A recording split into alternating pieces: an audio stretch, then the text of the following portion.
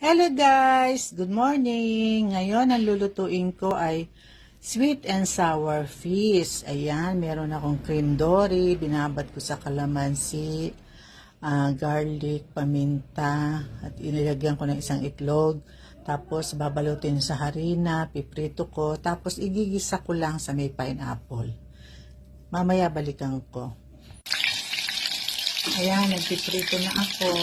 Ito, ninaprito na. Mamaya, igigisa ko na lang. Ayan, naggisa na ako ng bawang sibuyas. Nilagyan ko ng carrots, pineapple. Lalagyan natin ng ketchup. Ayan, pakuluin lang natin yan. Tapos, ito yung sauce ng fish.